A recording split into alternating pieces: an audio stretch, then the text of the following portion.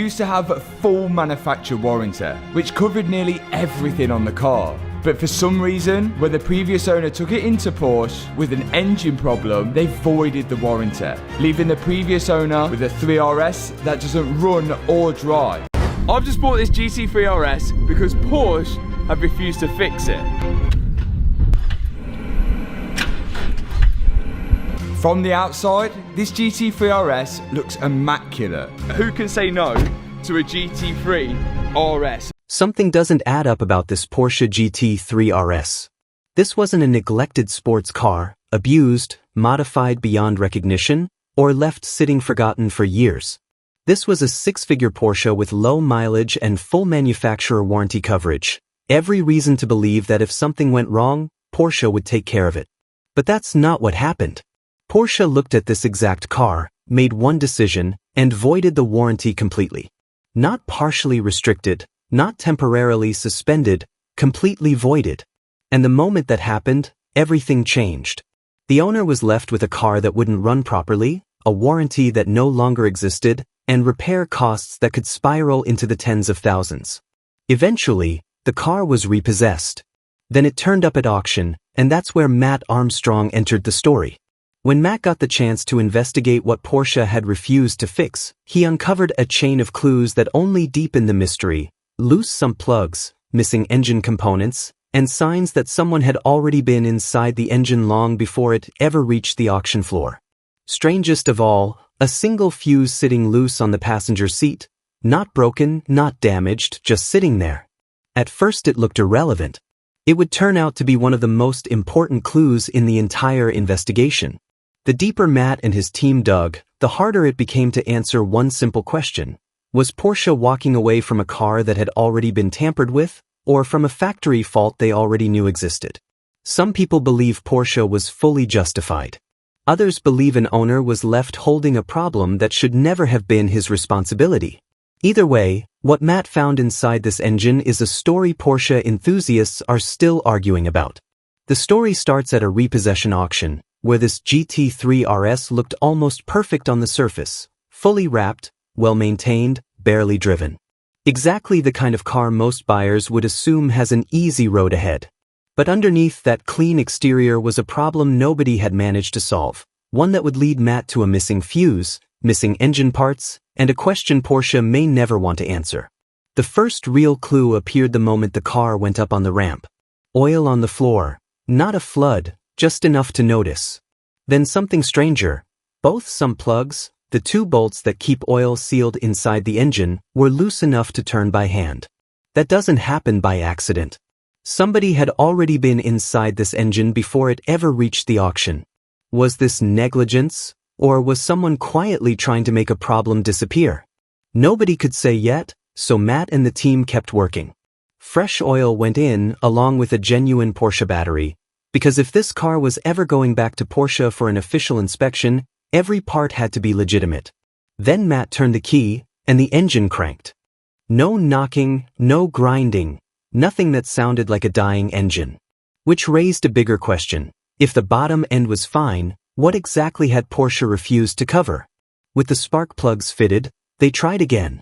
This time the engine barely fired, a weak stutter, then silence.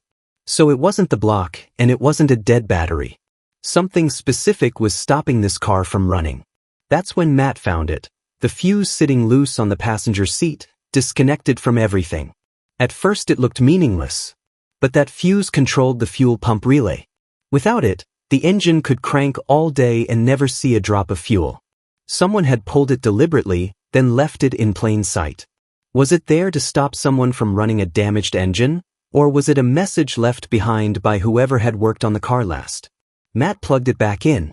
The engine fired properly this time. Fuel flowing, spark happening, but now an entire side of the engine was misfiring badly. 3 cylinders had essentially checked out. A diagnostic scan turned up camshaft sensor faults on that same side, and a compression test produced numbers that existed but didn't add up to a healthy engine. So Matt went deeper, and this is where the story turns. The finger followers, the small components that let the camshaft open and close each valve, were missing entirely on one side. Not worn, not damaged. Gone. The cam lobes themselves were worn flat in places where they should have been perfectly round. This wasn't random failure. It was a known weak point on this generation of GT3 RS, a material fault Porsche was already aware of. Which brings the story back to its central question. If this is a documented factory issue, shouldn't Porsche have been obligated to fix it under warranty? No arguments, no conditions, no voiding. Matt ordered new parts, genuine camshafts, genuine finger followers, thousands of pounds in Porsche-only components. The engine was rebuilt, timed, and reinstalled. And it still misfired, this time on 2 different cylinders. Most people would have stopped there. Instead, Matt pulled the engine back out for a second full removal, expecting to find damage somewhere obvious. He found nothing. At this point, it genuinely felt like the car was cursed. The answer turned out to be something almost embarrassingly small. 2 cam variators, the components that control valve timing, had been swapped onto the wrong sides during an earlier repair. Not broken, just installed in the wrong place. One small mistake had caused 2 full engine removals, chasing a fault that never should have existed. Was that down to a technician rushing through a return job, or an honest slip on one of the most complicated engines on the road? Once the variators were corrected, the engine finally ran clean. No misfires, no fault codes.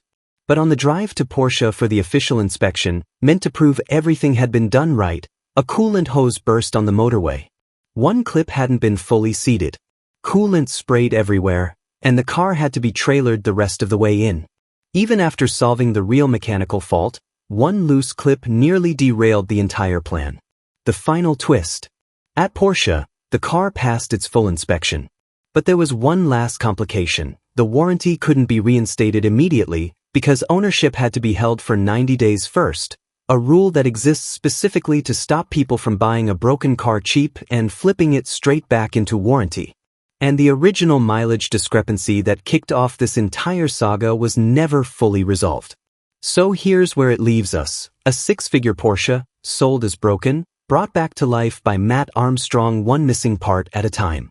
But the real question was never whether it could be fixed. It's whether Porsche should have fixed it themselves in the first place. Was voiding that warranty completely justified? Or did Porsche quietly walk away from a fault they already knew about?